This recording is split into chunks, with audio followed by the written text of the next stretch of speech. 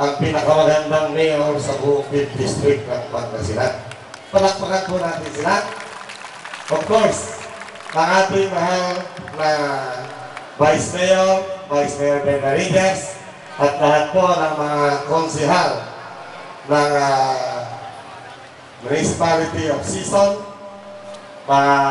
of course, mga teachers ng aking paborito, mga balikbayan, mga DSW, lahat ng mga barangay officials, ano? At lahat po ng mga taga-Sison, mga panauhin, ang aking kaibigan na madalas tumutulong sa Sison,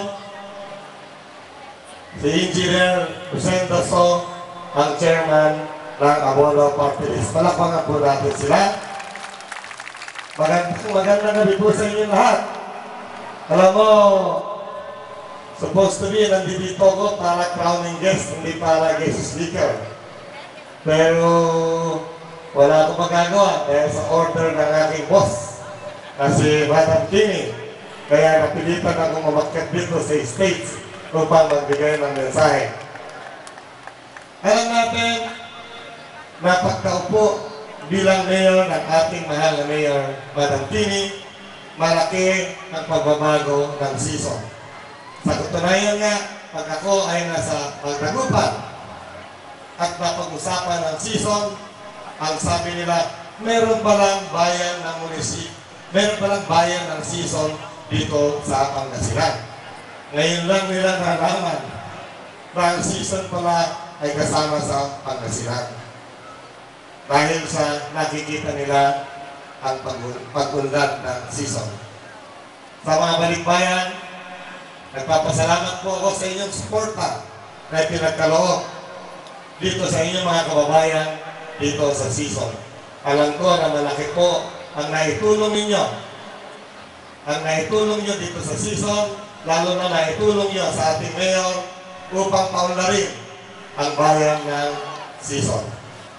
Alam natin, meron lang kwentong portion tungkol sa school dito sa ating bayan Sison.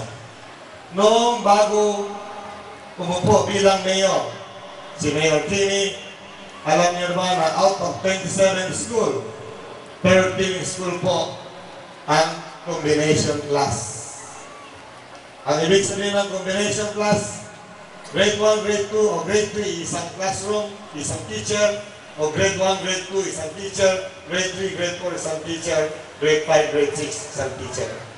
At pakikita namin ni Madam Kimi na ang mga bata ay nahihirapan matuto sa kanilang pag-aaral. Kaya ngayon po ay tatatlo na lang po ang combination class, yung pong 10 ay naging single class. At sa administrasyon ni Madam Kimi, 3 eskwelahan po ang ginawa namin integrated school.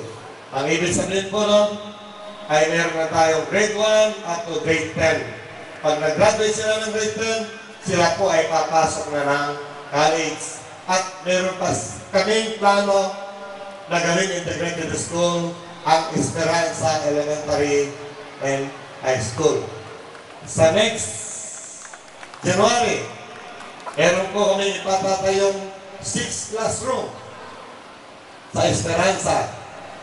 Sapagkat ang Esperanza po ng high school, sa elementary, pag-iisayin namin na isang compound na. No? I-develop namin yon through our Congressman Marco Juanco. Siya po ay maglalaan ng pondo para gawin isang compound ang Esperanza Integrated School. Hopefully, hindi naman masama mangarap na sana magkaroon tayo ng college sa Esperanza.